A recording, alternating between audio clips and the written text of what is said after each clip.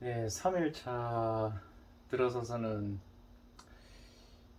이대로 안 되겠다 싶어서 다른 병원을 찾아다니기 시작했죠. 그래도 저희 나라가 한국이니까 한의학이 좀 잘 될까 싶어서 한의원을 갔습니다. 한의원을 갔을 때 제가 식습관이 안 좋았고 코로나 백신 맞고 조금 부작용이 있었고 또 회사에서 일할 때에 뭐 허리도 많이 숙이고 스트레스도 엄청나게 받고 뭐 그런 상황들이 많아서 걷는 것도 너무 많이 걸었고요. 그래서 이런저런 거를 얘기를 하고 이제 진맥도 짚고 해보니까 진맥이 좋지는 않다 하시더라고요. 그래서 지금 제일 빨리 할 수 있는 치료 방법이 있겠느냐, 어떤 녹용을 넣은 어떤 그런 심장 쪽의 기운을 조금 이제 줄 수 있는 그런 약을 처방해 주신다 하더라고요. 물론 이런 거는 실비보험이 되진 않는다 하시더라고요. 그래도 약 한 40만 원 정도 나왔는데 그 약을 최대한 빨리 지어달라고 말씀드렸습니다. 이제 최초에 제가 문제가 있어 지고 있고 나서 이제 심장 쪽이 쿡쿡 찌르는 느낌이 너무 많이 들었었거든요. 물론 다른 그 공황적인 문제들도 있지만은 심장 쪽도 같이 데미지를 받은 것 같더라고요. 그리고 속도 더부룩하고 소화도 잘 되질 않았고요. 그래서 그런 부분들에 대해서 이제 약을 지었고, 아, 이게 돈이 많이 깨지겠구나 생각이 드는 게 아니고, 돈이 얼마가 들든 어떻게든 이거는 처리를 해야 되겠다가 제일 1번이었습니다. 그리고 나서 침을 조금 맞고, 조금 효과가 있는 것 같았어요. 침을 오른 다리에 맞고 왼쪽 손에 맞았는데 조금 효과가 있는 것 같았고, 그리고 나서도 뭐 어쩔 수 없이 복식 5분 계속했습니다. 복식 5분 계속했고, 침을 맞고 나서도 이제 또 다른 방법이 없으니까 집에 와서 잠시 또 살짝 정신이 돌아올 때쯤에 다른 병원들도 좀 찾기 시작했죠. 심장 쪽 또는 뭐 역류성 식도염. 그때는 공황장애라는 그런 걸 인지를 하질 못했어요. 그 신경과를 갈 생각을 못했어요. 그래서 뭐 소화계 소화기 내과 또 내과 또는 이제 정형외과, 혹시나 목이나 허리 쪽에 그런 밸런스가 좋지 않으면은 그럴 수도 있겠다 생각해서 여러 병원들을 찾기 시작했죠. 그리고 응급실도 이거는 제가 겪어보면서 알았던 게, 네이버 어플에 응급실이라고 적혀 있는 곳만 응급실이 있는 게 아니라 어떤 병원 이름만 나와 있지만 좀 규모가 있는 병원들은 다 응급실 운영을 하더라고요. 그래서 그 전에 제가 동일한 어떤 대학병원이었는데 두 번이나 응급실에 갔을 때 조치를 그냥 이제 수액을 꽂고 그때 당장 필요한 약, 또 혈관 확장제, 뭐 역류성 식도염약, 안정제 거의 다 이런 처방을 받았다라고 생각을 했어요. 그래서 아, 이게 또 그 병원에 가면은 결과는 똑같겠구나. 그래서 다른 병원을 조금 더 가까운 곳에, 네이버 어플에는 나오진 않지만은 응급실이 있는 병원이 있더라고요. 그 병원을 미리 찾아놨습니다. 미리 찾아놓고 혹시나 문제가 있으면은 가려고 준비를 하고 있었죠.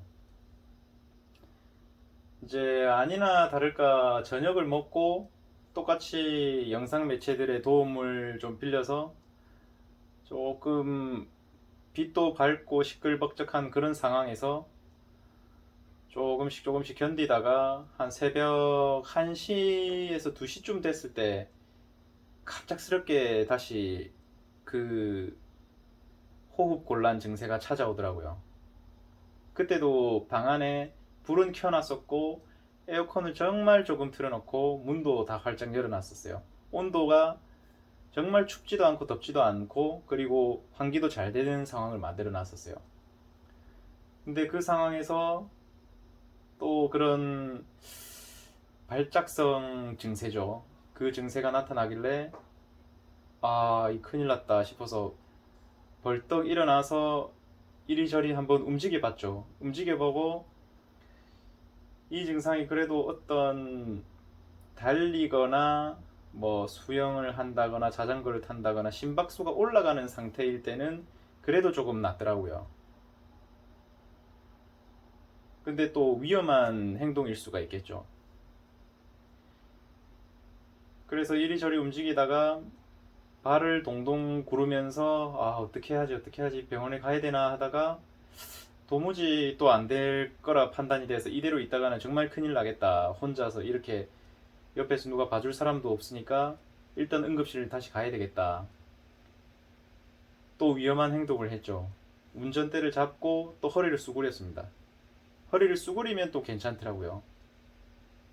허리를 쑤그리고 나서 가는 길에 혹시나 이런 정신을 잃을 수도 있겠다고 조금 불안감이 있으니까 그래서 좀 제가 좋아하는 노래를 좀 틀고 좀 따라 해봤는데 따라 하다가도 호흡곤란이 와서 부르질 못했어요. 그냥 운전만 계속 하다가 그 병원에 도착을 했습니다. 응급실 앞까지 도착을 했어요. 근데 참 혼자서 가면 좀 그런 게 주차를 할 데가 없더라고요. 주차를 할 데가 없어서 참 아, 이걸 주차를 어떻게 하나 해서 어떻게든 주차를 했습니다. 한 세 바퀴 돌았어요. 세 바퀴 돌고 주차를 하고 응급실에 혼자 찾아서 들어갔는데 혼자 찾아서 들어가니까 어떻게 오셨냐 하면서 이제 응대를 하시죠. 응대를 해주시는데 환자라고 생각을 안 하시고 뭐 보호자라고 생각을 하셨는지 어, 제가 그때 아 지금 죽을 것 같다. 지금 호흡이 잘 안 된다. 흉통이 좀 있는 것 같다. 이런 식으로 말씀을 드려서 바로 이제 침대 안에 어떤 음압실 같은 뭐 코로나 음압실 같은 그런 병실 안에 들어갔습니다. 똑같더라고요. 처음에는 링거 수액을 꽂아주시고 그 다음에 어, 어떤 증상 때문에 왔는지 의사분이 한번 오시고 그래서 응급실을 그 전에 두 번을 갔었고 식습관이 좀 좋지 않았고 과거에 코로나 백신 맞고 심장 쪽이 안 좋은 적이 있었고 뭐 먹고 눕고 하는 것들이 좀 있었다. 스트레스도 많이 받은 상태였다. 그래서 거기서도 처음에 알겠다라고 하고 이제 잠깐 나가시더니 조금 경력이 있으신 의사분이 한 분 오시는 것 같더라고요. 그래서 그분이 저한테 피 검사를 좀 해봐야 되는데 어, 어떻게 하겠느냐 했는데 그 전에 제가 피 검사를 했었거든요. 피 검사를 했었어서 그때 너무 많이 뽑는 게 아닌가. 그때도 뭐 따로 심장 쪽에는 문제가 없다고 하니까 그때 제일 힘들었던 거는 잠을 못 자는 거였거든요. 잠을 잘 때도 어떤 자세를 취했냐면 정자세로 누울 때도 있었지만 이렇게 왼쪽 오른쪽 번갈아 가면서 누울 때 이상하게 애기처럼 몸을 둥글게 말고 고개를 푹 숙인 상태, 운전할 때도 허리를 푹 숙인 상태였죠. 그 상태일 때 가장 편안함이 느껴지더라고요. 그래서 아무튼 이제 다시 응급실로 돌아가면은 그 의사분한테 제가 수면제를 좀 처방을 해줄 수 있겠느냐. 지금 이틀 3일 동안에 잔 시간이 뭐 몇 시간 되지도 않는다. 근데 의사분도 수면제는 처방해 줄 수가 없다. 그래 하시더라고요. 왜냐면 수면 상태로 깊게 들어갔을 때 본인이 못 깨어나면 진짜 문제가 생길 수도 있다. 그렇게 말씀을 하시니까 납득은 가더라고요. 다시 누운 상태로 링거를 꽂으면 또 어느 정도 심리적으로 안정이 됐는지는 모르겠으나 옆에 사람이 있고 하니까요. 심리적으로 안정이 됐어서 그런지 모르겠으나 또 호흡 이 증세가 그나마 조금은 괜찮아지고, 그런 상태에서 또 방법이 없더라고요. 집에 다시 오는 수밖에 없더라고요. 낮에 제대로 된 병원에 가서 검사를 받는 방법밖에는. 그렇게 한 새벽 3시쯤인가 4시쯤에 다시 그냥 집에 복귀를 하게 됐습니다. 집에 복귀를 하고 나서 조금은 지치더라고요. 조금은 지치는데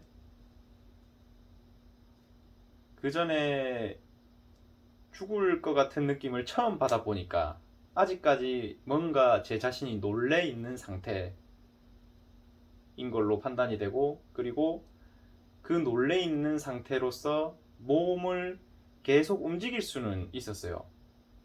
일단 우선순위가 이 심장이 잘 뛰고 호흡이 잘 돼야만 제가 사니까 이 몸을 계속 움직여야 될 것 같다, 그런 생각이 들어서 집에 올 때도 한 6층 정도의 계단을 좀 타고 집에 왔는데, 또 동일하게 한 뭐 10분에서 20분 정도 지나니까 다시 이제 호흡이 쉽지는 않더라고요. 복식호흡을 또 하게 됐죠.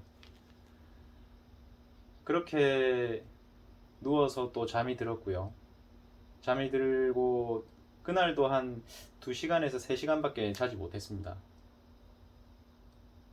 그 다음 날은 토요일이라서 이제 병원을 찾기도 어려웠고요. 그렇게 또 하루가 지났죠.